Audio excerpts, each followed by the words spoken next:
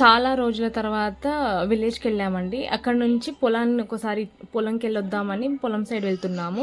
ఒక చిన్న family function ఉందని రావాల్సొచ్చింది ఊరికి. అక్కడి నుంచి పొలంకెళ్తున్నాం. అంటే 2 ఇయర్స్ అయితుంది. దాదాపు నేను ప్రెగ్నెంట్ అయినప్పటి నుంచి బాబు పుట్టి 2 ఇయర్స్ అయితుంది.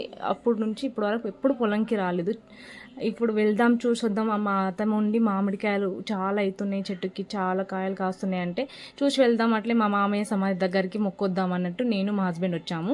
ఇక్కడ మా మామయ్య గారి సమాధి అండి. మామయ్య గారి సమాధి వెనకాల ఒక చెట్టు ఉంటుంది, ముందు ఒక 2 చెట్లు ఉంటాయండి.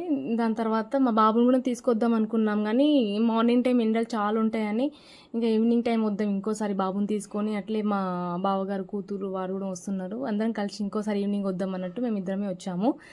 ఇక్కడైతే మొత్తం పూజ చేసిన తర్వాత మొక్కేసిన తర్వాత ఇంకా చూద్దాం.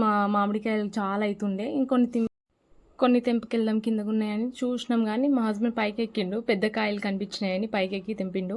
ఇక కొన్ని తెంపికెళ్ళాము. ఇవన్నీ చట్నీ, ఆవకాయ పెట్టే అంటే మామిడికాయలు అండి, చాలా అవుతున్నాయి అసలుకి ఘోరంగా. ఈసారి అయితే మా చెట్టుకి చాలా కాయలు అయినాయి.